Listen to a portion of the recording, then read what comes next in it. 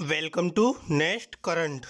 आज है 28 जनवरी 2021 और 28 जनवरी 2021 के जो भी आपके करंट अफेयर्स के इम्पोर्टेंट क्वेश्चंस होंगे उन्हें मैं यहाँ डिस्कस करूँगा और सभी क्वेश्चन से रिलेटेड आपको फैक्ट भी बताता हुआ चलूँगा।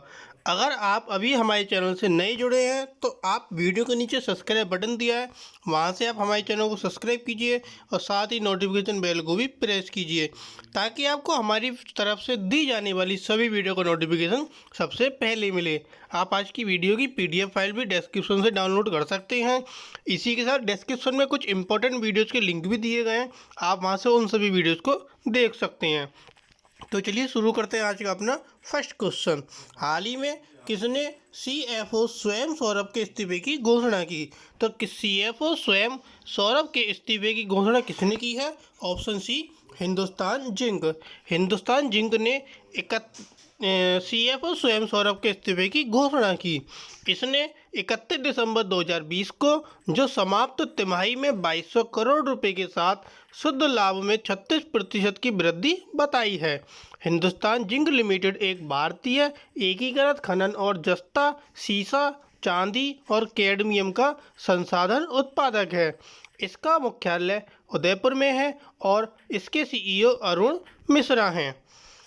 सेकंड क्वेश्चन, हाल ही में एनटीपीसी विद्युत निगम लिमिटेड द्वारा कितने इलेक्ट्रिक बसों का परिचालन किया जा रहा है? एनटीपीसी विद्युत निगम लिमिटेड द्वारा कितनी इलेक्ट्रिक बसों का परिचालन किया जा रहा है? ऑप्शन बी 40 बसों का एनटीपीसी विद्युत निगम लिमिटेड द्वारा परिचालन किया जा रहा है। अंडमान और निकोबार द्वीप समूह के जो उपराज्यपाल हैं एडमिरल डीके जोशी, इन्होंने 26 जनवरी 2021 को इलेक्ट्रिक बसों के एक बेड़े को हरी झंडी दिखाई। एनटीपीसी विद्युत निगम लिमिटेड एनटीपीसी लिमिटेड की 100% सहायक कंपनी है। अगला क्वेश्चन, हाल ही में भारतीय सेना के फ्रंटियर गजराज कोर की कमान किसके हाथों में गई? तो भारतीय सेना के फ्रंटियर गजराज कोर की कमान किसके हाथों में गई? Option A Raveen Khosla. रवीन खोसला के हाथों में भारतीय सेना के फ्रंटियर गजराज कोर की कमान गई। वह दिल्ली में रक्षा मंत्रालय के एकीकृत मुख्यालय से गजराज कोर में आए, जहां वे महानिदेशक पद पर थे। उनकी उदाहरणात्मक सेवा के लिए उन्हें अति विशिष्ट सेवा पदक, सेना पदक और विशिष्ट सेवा पदक से सम्मानित किया गया। अगला क्वेश्चन, हाल ही में किस शहर में Bala Saheb Thackeray Gorewada international zoological park का उद्घाटन किया? तो किस शहर में इसका उद्घाटन हुआ है? Option B Nagpur. नागपुर में Bala Saheb Thackeray Gorewada international zoological park का उद्घाटन हुआ है। किसने किया है? जो महाराष्ट्र के मुख्यमंत्री हैं उद्धव ठाकरे, इन्होंने 26 जनवरी को नागपुर में इसका उद्घाटन किया है। यह 1914 हेक्टेयर क्षेत्र में फैला हुआ है और इसमें एक वन्यजीव अभ्यारण्य, भारतीय सफारी, अफ्रीकी सफारी, जैव विविधता पार्क और नाइट सफारी शामिल हैं। उन्होंने यह भी घोषणा की कि विदर्भ के आदिवासियों की संस्कृति को पेश करने के लिए नागपुर में गोंडवाना थीम पार्क की स्थापना की जाएगी। नागपुर जो है आपका महाराष्ट्र में है, तो महाराष्ट्र के बारे में पढ़ लेते हैं। महाराष्ट्र की जो आपकी राजधानी है मुंबई, महाराष्ट्र के मुख्यमंत्री उद्धव ठाकरे और महाराष्ट्र के राज्यपाल भगत सिंह कोश्यारी। अगला क्वेश्चन, हाल ही में उत्तर प्रदेश का कौन सा जिला कोरोना मुक्त घोषित किया गया? तो उत्तर प्रदेश का कौन सा जिला है जिसे कोरोना मुक्त घोषित किया गया है? Option D Kaushambi.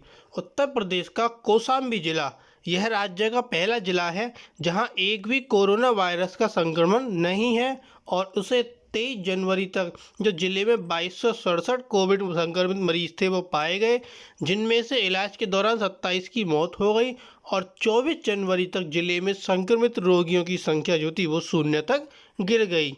तो उत्तर प्रदेश का आपका कौशाम्बी जिला कोरोना मुक्त घोषित किया गया। उत्तर प्रदेश में किया गया। उत्तर प्रदेश की राजधानी लखनऊ। उत्तर प्रदेश के मुख्यमंत्री योगी आदित्यनाथ और उत्तर प्रदेश के राज्यपाल आनंदीबेन पटेल। अगला क्वेश्चन, अंतर्राष्ट्रीय प्रलय स्मरण दिवस कब मनाया जाता है? तो अंतर्राष्ट्रीय प्रलय स्मरण दिवस आपका 27 जनवरी को मनाया जाता है? ऑप्शन सी 27 जनवरी। यह 27 जनवरी 1945 को सोवियत सैनिकों द्वारा ऑस्विट्ज बिर्केनाउ के नाजी एकाग्रता और निर्वासन शिविर की मुक्ति की वर्षगांठ का प्रतीक है।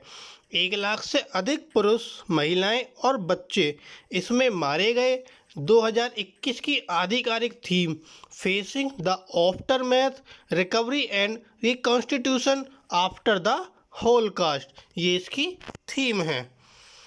अगला क्वेश्चन, हाल ही में किस देश ने आईए के साथ हस्ताक्षर किए हैं? तो आईईए के साथ किस देश ने हस्ताक्षर किए हैं?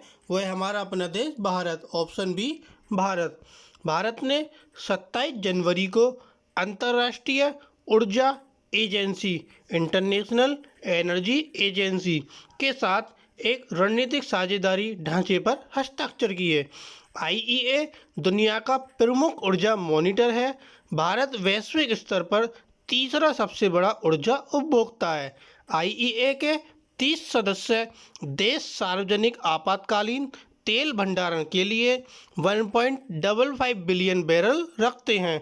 इसके अलावा सरकार के दायित्वों के तहत सरकार के पास 650 मिलियन बैरल हैं और आवश्यकता अनुसार जारी किए जा सकते हैं। अगला क्वेश्चन, हाल ही में किसने डिजिटल रूप से एक उच्च स्तरीय आभासी कार्यक्रम को संबोधित किया? तो डिजिटल रूप से एक उच्च स्तरीय आभासी कार्यक्रम को संबोधित किसने किया? Option D Harshvardhan. हर्षवर्धन कौन है? ये केंद्रीय स्वास्थ्य और परिवार कल्याण मंत्री हैं, डॉक्टर हर्षवर्धन, जिन्होंने 26 जनवरी को डिजिटल रूप से कार्यक्रम को संबोधित किया, जिसका शीर्षक क्या था? Family planning 2020 celebrating progress transforming for the future. 2019-20 के लिए एक वार्षिक प्रगति रिपोर्ट भी जारी की गई और 1952 में राष्ट्रीय परिवार नियोजन कार्यक्रम को तैयार करने के लिए भारत दुनिया के पहले देशों में से एक था। नेक्स्ट क्वेश्चन, हाल ही में किस शहर ने एक नाव पर बच्चों का पुस्तकालय शुरू किया? तो हाल ही में किस शहर ने एक नाव पर बच्चों का पुस्तकालय शुरू किया? ऑप्शन सी कोलकाता। कोलकाता ने एक नाव पर बच्चों का पुस्तकालय शुरू किया। जो आपका पश्चिम बंगाल परिवहन निगम है, इसने हेरिटेज बुक स्टोर के सहयोग से कोलकाता में एक नाव पर बच्चों का पुस्तकालय शुरू किया। यह एक अपनी तरह की पहली पहल है। नाव पुस्तकालय लोगों को 3 घंटे की यात्रा पर ले जाएगा।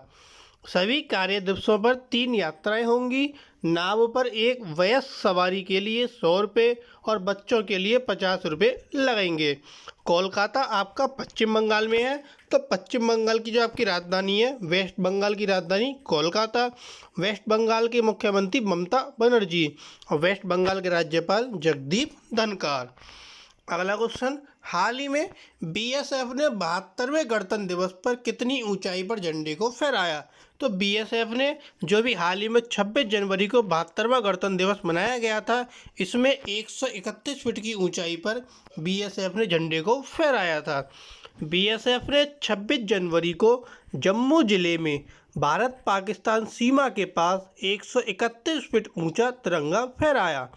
तिरंगे की जो लंबाई चौड़ाई थी वो 30 बाई 20 फीट थी, जिसका झंडा जम्मू क्षेत्र में सबसे ऊंचा है, जिसे 131 फीट ऊंचे पोल पर फहराया गया। अगला क्वेश्चन, हाल ही में किस शहर के स्कूलों ने MES सुबोधवाणी वेब रेडियो लॉन्च किया? तो किस शहर के स्कूलों ने MES सुबोधवाणी वेब रेडियो लॉन्च किया? Option D Pune. MES क्या है? Maharashtra education society. यह है आपका MES। इसको सो विमलाबाई गरवारे स्कूल और विद्या भारती ने एक वेब रेडियो MES सुबोधवाणी लॉन्च करने के लिए सहयोग किया, जिसका प्रसारण सप्ताह में 3 बार होगा। छात्रों को एक मोबाइल ऐप डाउनलोड करना होगा, जिसके माध्यम से सप्ताह में 3 दिन प्रत्येक को 1 घंटे के लिए रेडियो उपलब्ध होगा और यह पुणे में शुरू हुआ है। नेक्स्ट क्वेश्चन, हाल ही में ट्विटर ने किस कंपनी का अधिग्रहण किया? तो ट्विटर ने किस कंपनी का अधिग्रहण किया? इसका आपका ऑप्शन बी सही होता है, रिव्यू। ट्विटर ने रिव्यू का अधिग्रहण किया।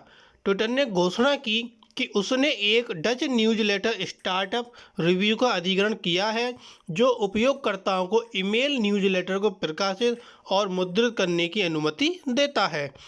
ट्विटर को एक स्टैंड एलोन उत्पाद के रूप में संचालित करना जारी रखेगा। इसकी टीम उन तरीकों को बेहतर बनाने पर ध्यान केंद्रित करती है जिससे लेखक अपनी न्यूज़लेटर बनाते हैं, अपने दर्शकों का निर्माण करते हैं और अपने काम के लिए भुगतान करते हैं। नेक्स्ट क्वेश्चन, हाल ही में कार्लोस होम्स ट्रूजिलो का निधन हो गया। वे किस देश के रक्षा मंत्री थे? कार्लोस होम्स ट्रूजिलो का जो अभी हाल ही में निधन हुआ है, ये कोलंबिया देश के रक्षा मंत्री थे। Option a Colombia. उनका जो स्थान था फर्नांडो नवारो द्वारा लिया गया है, जो पहले कोलंबियाई सशस्त्र बलों के प्रमुख थे। विदेश मंत्री के रूप में सेवा करने के बाद वे नवंबर 2019 में रक्षा मंत्री बने और वे 1988 से 1990 तक कैली के मेयर भी रहे और अपने दशकों के राजनीतिक कैरियर के दौरान कई मंत्री और राजनीतिक पदों पर भी रहे। अगला क्वेश्चन, हाल ही में 15 दिवसीय वार्षिक आदिवासी मेला किस शहर में शुरू हुआ? 15 दिवसीय वार्षिक आदिवासी मेला आपका किस शहर में शुरू हुआ? Option C Bhubaneswar. भुवनेश्वर शहर में 15 दिवसीय आदिवासी मेला शुरू हुआ। 26 जनवरी को भुवनेश्वर आदिवासी प्रदर्शनी मैदान में 15 दिवसीय वार्षिक आदिवासी मेला शुरू हुआ। आदिवासी मेले के आयोजक ने बताया कि यह मेला 1951 से प्रति वर्ष आयोजित किया जाता है और यह देश का सबसे पुराना मेला है।